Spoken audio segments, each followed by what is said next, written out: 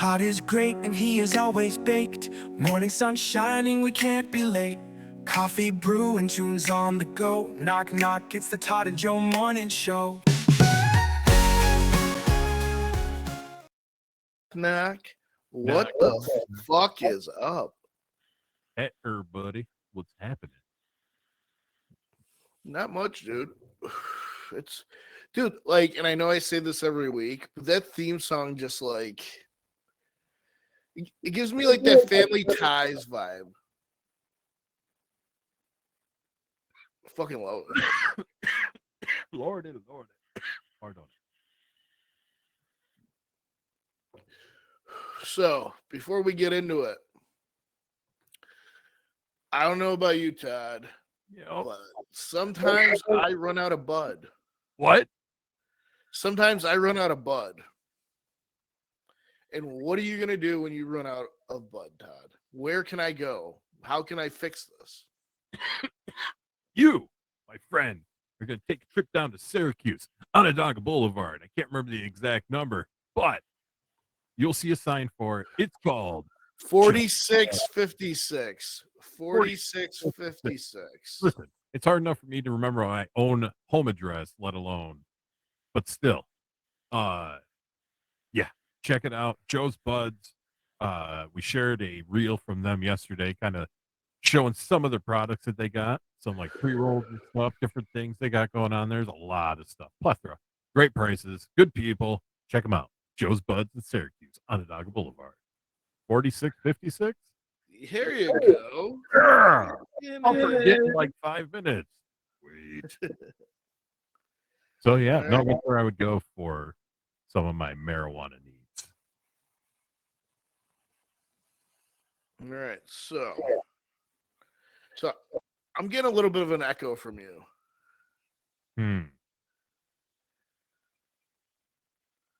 What about now?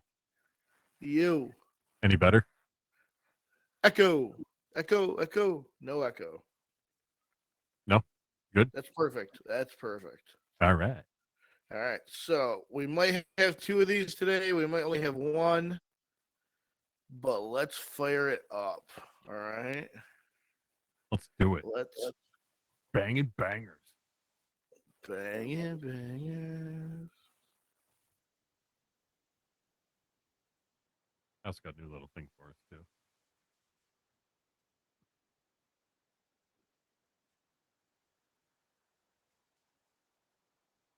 Yeah, they do like a 30-second ad for themselves on this app now. Boo.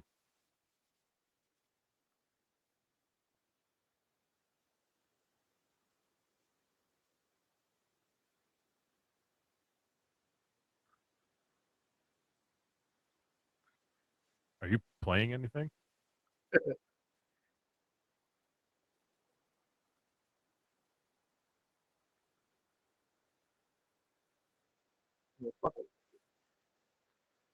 I can't hear anything.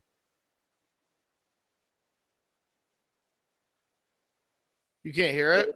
No, even on the screen it didn't change to like where you could see the lyrics and stuff. It's your email still. What about now? Now I got you. All I can see it. I'm assuming the hearing will be the same. Yeah. Go back. There we go. Only going to be about 30 seconds on.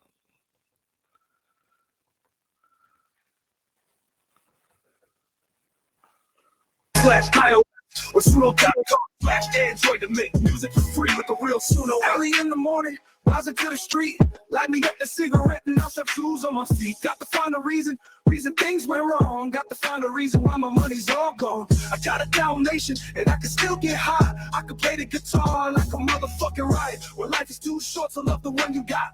Cause you might get run over or you might get shot. Never start no static, I just get it off my chest. Never had to battle. Bulletproof, take a small example.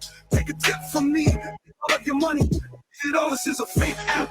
So to suno.com/iOS or suno.com/Android and make music for free with the real Suno app.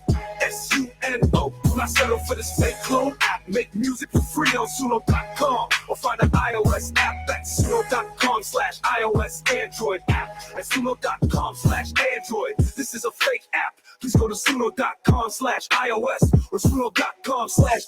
Make music. They really for like free shouting themselves Suno out. app to charity. Yeah. It's what I got, it's within my reach, and the sublime style still straight from Long Beach. It all comes back to you. You're bound to get what you deserve. Try and test that, you're bound to get served. Love's what I got, don't start a riot. Feel it when the dance gets hot. Loving is what I got. I said remember that. Loving is what I got. And remember that. Loving is what I got. Love it. So, can you like download that? Like, so you could like actually save it on your computer? Yeah. Okay. Do you have audio like editing program? I believe so, yes. Because I would like with the commercial shit, I would go in and like just cut that out, and then it would flow better, and then you could just play it and whatever. Because it was throwing me off. I was like, yeah, and then I'm like, wait a second, what's this iOS thing? I don't remember Well, this. that was the original app that I used, and it's not the one I like using, but like I'm having issues with the better one. I get you.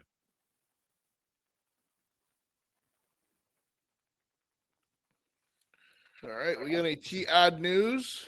We do. We got some Todd news. I got, like I said, stumbled upon something else that it'll be fun. It'll be like a flashback type thing for podheads. But yeah, some Todd news. I'm eventually gonna have like a sound effect for this. I just got a new board, so I'm working on shit. But anyway, this comes to us from Tennessee, where a deer crashed through the window of a Tennessee gym and ending up spending about 2 hours in a locker room, leaving a smelly surprise behind. Ew. Security camera footage from Competitive Edge and Fitness on Lebanon Pike in Hermitage shows the buck running across the treadmill after crashing into the gym through a window. Mark Johnson, the gym's owner, said the deer ended up in the women's locker room and was removed about 2 hours later by Tennessee Wildlife Resource Agency personnel. He took a big dump in there and didn't even flush, Johnson wrote. No injuries to humans or deer were reported during the That's hysterical. I don't do this on purpose. It just comes up a lot in the odd news. But this seems to be a running theme with the odd news lately is Guinness World Records. Ooh. A Canadian grandmother completed 1,575 push-ups in 1 hour, earning her second Guinness World Records title. Donna Jean Wild, 59, of Beezer, Alberta, took on the title for the most push-ups in 1 hour, female, and managed to surpass the previous record within 17 minutes of her attempt remaining. I had to fight back the happy tears and emotions and keep going, Wild told Guinness World Records. I still felt quite strong and was aiming for a high number of push-ups to complete in the next 17 minutes. Wild previously set the record for longest time in a abdominal plank position at 4 hours, 30 minutes, and 11 seconds. Jesus Christ. She said training for that record prepared her to take on the push-up title. Wild's latest record attempt was attended by 11 of her 12 grandkids. I'm assuming that 12th grandkid is now out of the way. Yeah, dude. So like 59 years old, just did almost damn near 1,600 push-ups in an hour. And then also managed to hold a plank position for fucking 4.5 hours. They breed them something different up there in Canada. Holy crap, man. Holy fuck. And this one's a funny one. A plane was grounded for 4 days at a Portuguese airport when 132 hamsters escaped from boxes in the cargo hold. The TAP Air Portugal flight from Lisbon to Ponta Delgado Airport featured a full contingency of passengers, as well as hamsters, ferrets, and birds en route to a pet store. The flight ended up grounded in Ponta Delgado when 132 hamsters were found to have escaped into the cargo hold. Officials said the plane was kept at the airport for safety reasons, as the hamsters could pose a risk to the plane's electrical lights. Workers spent What? 4 days scouring the plane for loose rodents, and the Airbus A320 finally returned to Lisbon on Sunday. Like, wow. 132 hamsters gone wild. Holy shit. They're little bastards, They're not like a guinea pig. They're easy to find. They can still get into some shit, but at least they're easy to find. They're a little larger. But, Oh. They always reminded me of critters. yeah. Yep. Yeah. Ugh. Now, this last one, I don't really know the reference because I've never watched this show or whatever called The Bear, I believe it is. I think it's a show. It's about like a chef. Okay. So I just found it more funny on the prize for this contest. But here we go. So a 37-year-old mental health therapist was dubbed the winner of Chicago's Jeremy Allen White Lookalike Contest, scoring $50 and a pack of Marb Red cigarettes for his resemblance to the bear star. Oh. That's right. $50 and a pack of Marb Reds. Well, from what I understand, $50 will get you a pack of Marbreds nowadays. Albany Park roommates Kelsey Carasso and Tyler Vasky originally advertised the event with flyers that were supposed to be a joke, but the contest became a reality after it started to gain traction on social media. Most participants in the Humboldt Park contest on Saturday dressed in the signature kitchen garb of Chef Carmi Berzado, White's character on the bear.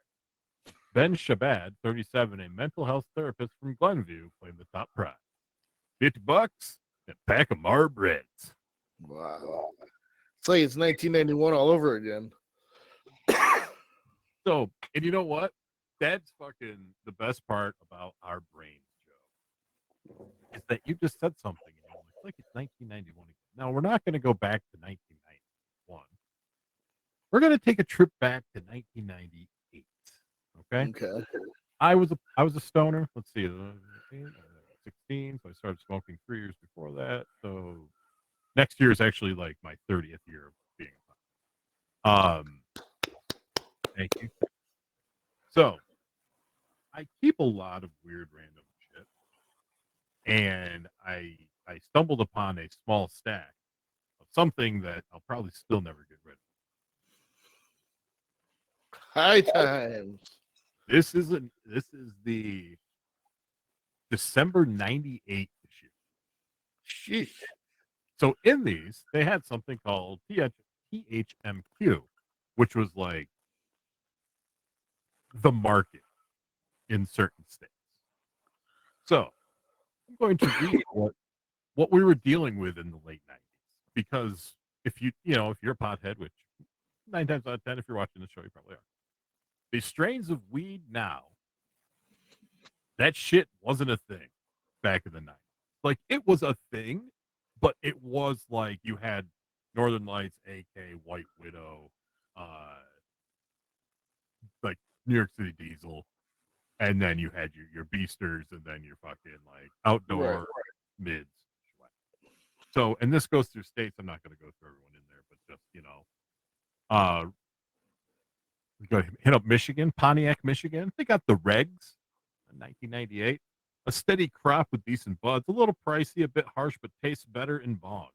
It was 40 for a quarter, 125 for an ounce. But again, back in 1998, that still wasn't, like, especially being 16-year-old kids. It's like if you go buy a dispensary, it's like more than double that. Yeah. Saranac Lake, right here, old New York. Yeah. Got some killer green. Hard to find. It smells, looks, and tastes awesome. The stone is great. Yeah. That was $30. Let's head on over to West Side. We're up California. Monterey, you got the Purple Kush. This stuff was a special batch that a friend of mine grew. Some of the best hydro I've seen in 3 years. We smoked ourselves sober on Harvest Day. I remember doing that shit back in the day. 50 and 8, 100 a quarter, 350 an ounce. Wow. Yeah, dude. And that was Cali. This is Diamond Dank, dense buds, dark green forest green with thick orange hairs. 3 or 4 hits, you're gone. 20 a gram, 55 and 8. Some Mexican brickweed, $60 an ounce Sheesh. in Cali. There's a fucking still California indoor hydro. Very nice bag, super stinky and super sticky. A couple of hits in a pipe and you're all set. 60 and 8, 120 a quarter, fucking 400 an ounce. Wow. Yeah, dude. 400 Hindu Kush, another 400 fucking ounce. Here we go. Now this is shit you don't really see anymore. LSD, $5 a hit. Now, and here's just we're gonna throw it back to the 90s completely. LSD 25, liquid dropped on a sugar cube, very clean, bouncy, and energetic high. Fat visuals after about 45 minutes. Fat visuals. That pretty hot. PHAT. And more acid. Montana. Who the fuck in Montana is eating acid? What the hell are you doing out there after you eat acid? The Indians. Shrooms too. But yeah, that was just some prices of weed from 1998. All courtesy of High Times Magazine. Have fun. That's wild. Actually, like back in the day, and I'm into the older stuff still. Like I was a huge fan of Cottonmouth Kings. Massive fan. Like early stuff. Like once they got to a certain point, they started getting weird and they just dissolved it. But they like one of the guys did kind of back with shit. So like one of those magazines has a bunch of articles about them, whatever. So like I'm gonna take pictures, like put it on their Facebook. Be like, look what I found. They're fucking High Times, like 2000. But yeah, so because the show's weed related. Yeah. So that is that. What would you like to do next? So we did Todd News. We did that. You got Urban. Carlin, we usually end it with, and then Freestyle. Yeah, so Urban Dictionary, Freestyle, Carlin, right? Yeah. And then last song. All right. Some Urban Dictionary, if you don't know what it is. It's a cool site. Most of the stuff is pretty raunchy, but there's some fun stuff too. Like homieship. It's a state of friendship between homies. But to me, if you're my homie, I don't use that word lightly. That means that you're a good friend of mine anyway. True. I don't. So it's more like the homie ship is like the relationship name of being homies. Yeah. That's true. Small potatoes, small, insignificant, small, or insignificant in quantity. It comes from the Irish potato famine from 1845 to 1849, as potatoes was the main source in Ireland. Used to describe small surviving potatoes that were picked. This next one is bed crack. It's the space between one's bed and the wall. Anything that falls in here mysteriously disappears. It's true. We've all been there. Yeah. Like sometimes you like find like socks. Yeah. And you're like, how do you remember? Why is it like, why? Yeah. Socks. There's like phone chargers and shit. Right. Small children. Several. This next one that I think you should use in a sentence when you're at work. because it's just a funny word. Cattywampus. It means I've heard it. I don't know what it means. crooked, lopsided, or askew. Oh. Cattywampus. Cattywampus, yeah. And this last one's kind of a longer one, but it's kind of funny, in my opinion. If people are offended by some of the musical groups they pick on, I don't know. Right. It's called butt rock. That's right. Hmm. It's a style of hard rock and heavy metal music that is watered down both musically and lyrically to garner maximum radio play and mainstream acceptance. Lyrical themes are drawn from a put-on tough guy / bro persona and include being a badass, getting lots of pussy, strippers, partying, and being betrayed or alone. Image-wise, butt rock bands typically consist of guys in the mid-30s with spiky hair, affliction T-shirts, and bad tattoos, usually barbed wire or tribal. The typical fan emulates this fashion style and exhibits what they think are manly personality traits, such as frequently drinking energy drinks, driving an unnecessarily large truck, and otherwise compensating for an insecurity in their masculinity. They also tend to have superficial knowledge of metal music, being familiar with only bands that receive regular radio rotation. Examples of butt rock bands include Five Finger Death Punch, 3 Days Grace, Buck Cherry, Nickelback, Disturbed, and Three Doors Down. Here's a good example. All right, that was Five Finger Death Punch with Jekyll and Hyde. Coming up next, we got Buck Cherry with Crazy Bitch for all you ladies out there, right here on K-Bro. Nothing but rock. Oh, you brought the radio voice back. You like that? Wow. Like, I remember in like the first Harold and Kumar, there was like that group of guys that were like that. That they like that was like that to a T. Like Yep. I remember seeing those dudes all the time. They look like the fucking Jersey Shore, like, bruh. Oh yeah, no. Yeah, there was people like that at school. Well, But, they're more the people that like souped up the neons and shit. Those type of people. right. You got my souped up neon. Trying to get this fucking thing to work. All right. So, what are my words? And Oh, they kind of got put all together. Sorry. So I'll do it. no, I figured it out. So it's Elvis has left the building, as you're saying. Right. A toothpick, a Walkman, which if you look up in the top part of my screen, right there, see that thing? Right there? Okay. That's actually like the outside part of a Walkman. I have two back there. And the color mauve. Why? I just like saying that word. Mauve. All right. So where do we left? We left off with George So we was hallucinating, I think, or having a dream of sorts yeah. while being in the back of an ambulance. Yeah. So he woke up. That's how he woke up in the back of the ambulance. Correct.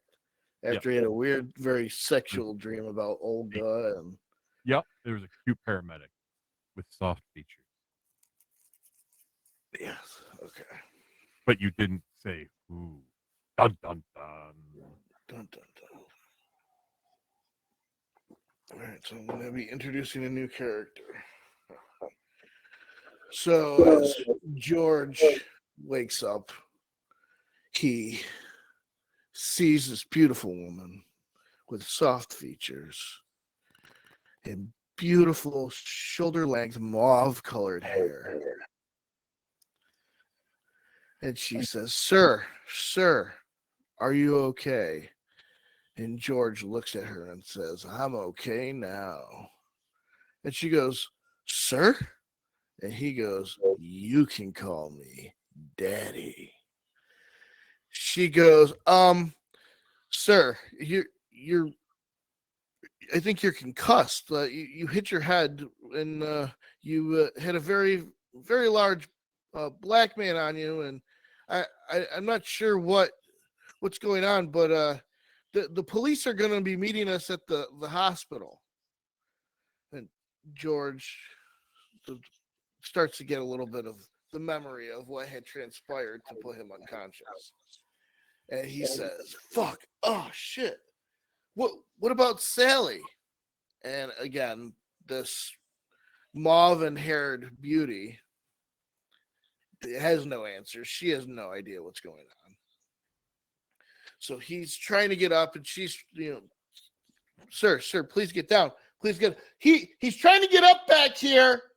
He's trying to get up back here. And then all of a sudden, the brakes get jammed on. Crunch! This beautiful woman goes flying, hits her head. She's out cold. George yells up to the driver, "Hey, wait, dude, what the fuck? What the fuck happened?" He peeks around and he sees the airbag had deployed, and the driver is now also unconscious. So everybody's just out cold. They've obviously been into an accident. George is like, fuck. So George tries to get up. He's very, very, very lightheaded. He also realizes he still has no pants on. He's like, fuck. All right. So he looks at the mauve-haired paramedic. So, no, those won't fit. Looks up at the driver, goes, fuck it. All right. So George walks back, pulls the driver, takes his shoes off, takes his pants off. He's debating whether or not to take his underwear off, but that'll be weird. So he puts on the pants, he puts on the guy's boots, and he opens the door. As he steps on, he looks about, and it wasn't just a car crash they were in. It looks like there was some sort of explosion. There's just wreckage everywhere. Cars flipped over. He hops out of the ambulance. He proceeds to walk in. He trips. And when he trips, he looks down, and out of the pile of rubble, he sees a hand sticking out from the ground with a Walkman in it. And George proceeds to reach down and open the Walkman and looks and says, "Oh, really? Culture Club?" Tosses the cassette and proceeds to continue walking. Now he's very, very unbalanced, and he's trying to see what's going on, and all of a sudden he hears, and he sounds like a vehicle's coming, and pickup truck stops. Passenger opens, and this man, who can only be described as a meth-addicted Sam Elliott, goes, "Get in here if you want to live." And George is like, what the fuck? Am I in Terminator? What in the sweet Arnold Schwarzenegger's loins is going on right now? But then he sees these. It almost looks like if Iron Man was like a praying mantis, like armor suit top down. And all of a sudden a laser zips past George. This man of meth-addicted Sam Elliott-ness is looking, and you jump into the truck, slam the door, pedal to the metal. He starts driving, and as he's driving, he sees these things kind of float up and start following him. George, like, what the fuck is going on? What the fuck happened?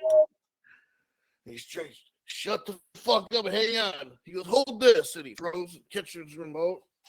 He goes, oh, don't push that button just yet. What the fuck? Press it when I tell you. Let me tell you, it's gonna light up like the 4th of July. Woo! George is just complete, like he's pretty sure he's in hell right now. Like something happened when he fucking passed out that he is somewhere else, or he was slipped some sort of drug. Something is happening right now because this cannot be real life. He is wearing some paramedics pants and what looks like a wasteland in a truck that looks like it's from 1980 with a man who looks, as I've said several times before, a meth addicted Sam Elliott, while some armored praying mantis like aliens are chasing you. And now you're holding a remote and you're told not to press the red button. What in the serious fuck is going on right now? So as he's going, you see, ooh, well, what the fuck is your name? Can you tell me that? Well, aren't you a sweet one? You can call me Charlie.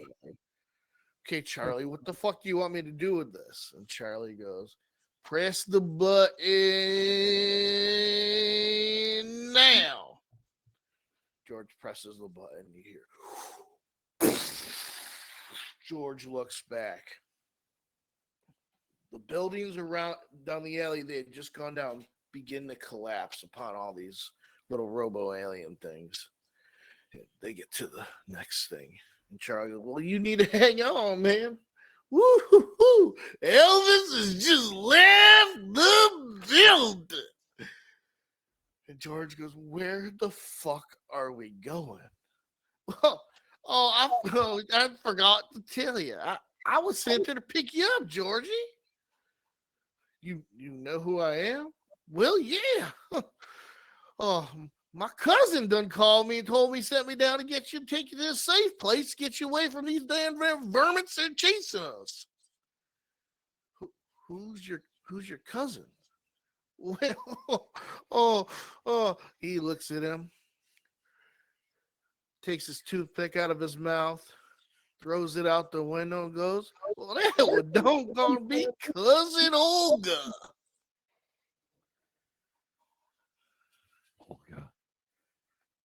Olga.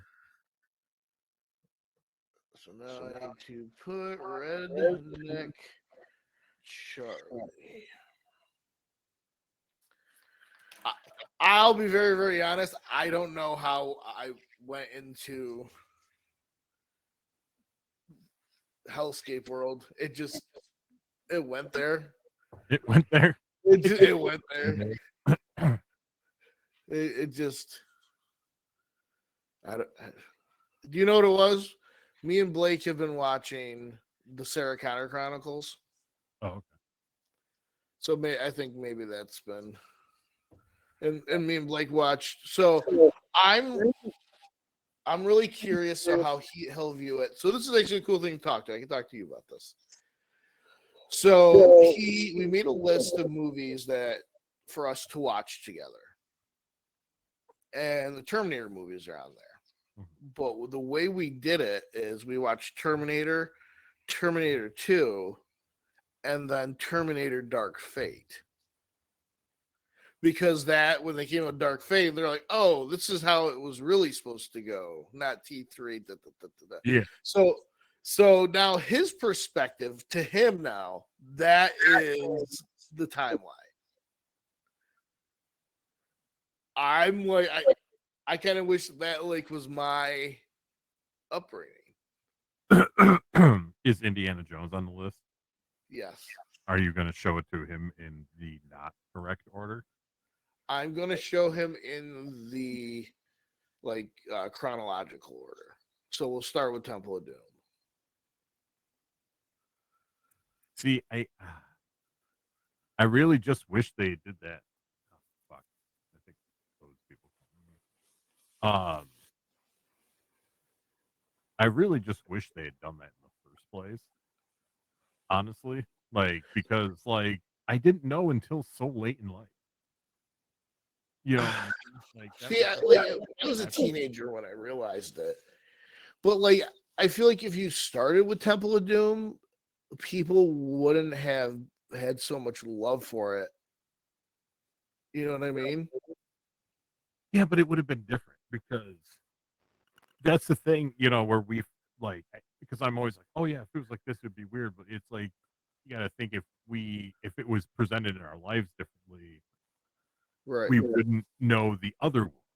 So if No, Temple was first, we wouldn't have anything else to like judge it on because nothing else had come out. You know what I mean? So if they actually put out Temple of Doom first and then Raiders and then Crusade, like that was the original way, like we never would have thought anything differently of it. I think because they set the bar, in my opinion, pretty high with Raiders 100%. to do Temple, like it's just, I don't know, man. I personally felt it wasn't like as creative as Raiders was. I'm not like a big like biblical or religious person, but that was more of a captivating story than uh like whatever Temple was about, What do you like better, Last Crusade or Raiders? Raiders. See, I feel the other way. But Raiders, you got to remember, like I saw Raiders, Temple of Doom, and then Last Crusade came out in like '89, so I was like 5. So like I hadn't, you know what I mean? Like I was just kind of went Crusade didn't exist when I watched them. Right. Yeah, you're right. So because I think it went 80, like either like I know Ark was 80. I can't remember if Temple of Doom was like 83 to 85 somewhere, and then Crusade was 80. Well, and I think that too, like Or no, explains like with Ghostbusters, how you despise Ghostbusters 2, and I love Ghostbusters 2. Like, I'm pretty sure Ghostbusters 2 was the first movie of the two I saw. You know? Yeah, because again, that one came out in '89 as well. So Right. I was 7. Yeah, I want to say it goes 80, 83, 80. Oh, here we go. I got it. 81, 84, 89, 2008, 2023. What? There's one that came out in 2008? I don't know if I heard about that one. Yeah, it's really like out of this world. I had such high hopes for it. I mean, the references were cool. But 2/3 of the movie's great. 2/3 of that movie I enjoy. It's just where they go with it. Just yeah. because up until like that point, it's your typical Indiana Jones romp. Like he's swinging from thing. Like it's just when they start going with the alien shit is where it loses. It does not stick the landing at all. Yeah, no. So we have like 4 3/4 good Indiana Jones movies. Because I enjoyed the newest one. People shat all over the new one. I thought it was great. I thought it was a great movie. I thought the way they did like the AI, the aging shit, because it was still him as the person. They just changed his face, but it didn't look shitty or fake or Right. like, obviously knew it wasn't him like current, but like it looked like him from the original. I thought the story was good. I thought, like it wasn't like crazy outlandish thing. Like but yeah, no, it just I don't know. But it was nice. So what I liked too about them was like Crystal Skull like had like that I recall. I think they referenced Marcus and his dad being passed away. Other than that, the only like Easter egg was the art that you saw in like one part. Right. Or throwback. The nice part about the new one is they only did one again, and he made the comment when they're climbing up in that fucking thing about drinking the blood of Kaliman. Like nothing that I recall about from like Crusade, but it was nice they threw it in like different movies. They didn't try to like cram a bunch of like references all into one, right? So it was cool to see like that corner of the art. You know, he was like, that's that fucking warehouse. Right. Like, you know, or yeah, for just in passing to be like, yeah, you know, I fucking, you know, drank the blood of Kalima. Like that, you know, in a conversation of like, this is whatever, and I did this, you know, like uh I liked that touch because again, it wasn't like here's everything at once. It was just kind of like Right. a static little just like thrown. So yeah. Sure. But Yeah. yeah, no, yeah, I think doing that that is a cool perspective because it is different from what you saw it, but it's like it's how not how it was intended to be, but like if you put it in the order, it was how it was intended. Right. You know, I mean, technically, you could do that with Star Wars if you wanted to subject them to the first three. Well, you got to think about it. My kids have seen Star Wars in the way it is intended to see way. Like they grew up episode 1, episode 2, episode 3.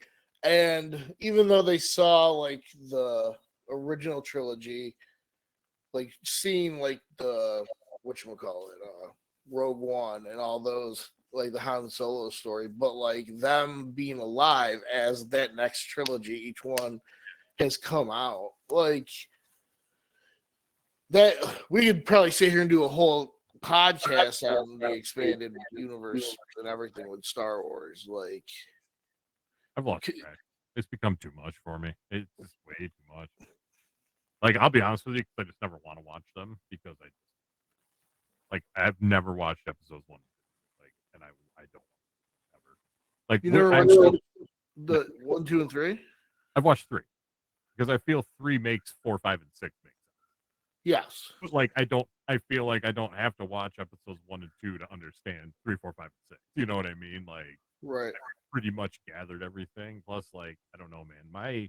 And it's just weird things that it's just me as a person. Like, it bothered me that obviously when he did the original Star Wars, there wasn't a lot of like CGI, and he was one of the first with blah blah blah.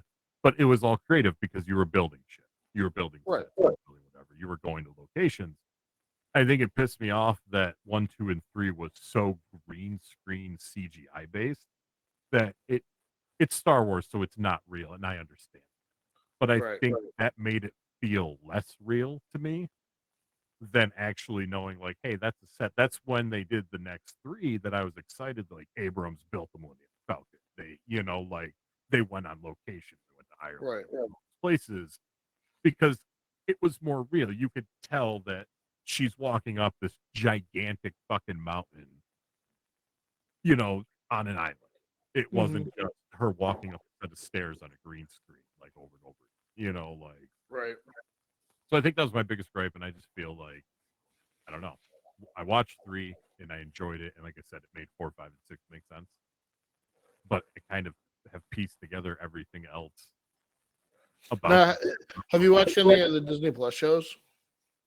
We started watching Mandalorian, and then it just got too much, and we just lost track of everything. And See, like I've enjoyed all the live action shows they've had, and like, especially Mandalorian. It's one of those things too to think about when I was a kid. It's like, oh, you like Star Wars, you fucking nerd, and now it's like you're a nerd if you don't like Star Wars. Right. Oh, you don't like Star Wars, you fucking nerd. Yeah, it was too. That's exactly what it was. Like, he didn't say shit about that. Indiana Jones, fucking Ghostbusters. You know, like. No, I know, dude. Like, I never admitted I was like a comic book fan until after high school. Like, my close friends knew, but it's not like I was going to school wearing like the T-shirts. And, yeah, like you just didn't talk about it. Kind of like wrestling, to be honest with you, too. 100%. Especially after junior high school. Yes. Oh yeah. Yep. Although I do know some kids that were at the fucking Pepsi Arena during the whole beer bath thing. That's awesome. There was like 2 or 3 people that I knew that went to that shit, and they were witnessed that. So that's history. Yeah. All right. Got a bunch of Carlin quotes because I realized like there's so many that even if I do like 5 or 6, it's still gonna last a very long time. I'm only on like 4 of like I don't even know. So here we go. Little Carlin quotes. Getting towards the end of the Todd Joe morning. The IQ and the life expectancy of the average American recently passed each other in opposite directions. Yikes. Once you leave out all the bullshit they teach you in school, life gets really simple. Yeah. Well, if crime fighters fight crime and firefighters fight fires, what do freedom fighters fight? Oh. Hmm?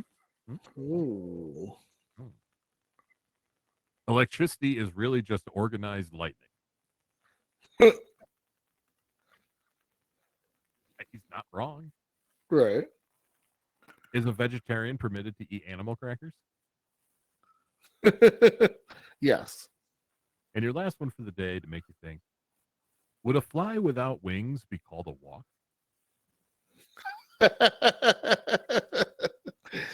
Oh, that's a question that I think we'll leave to the insectologists. Yeah, that's a word. We'll let the insectologists figure that one out. Knock, knock, knock.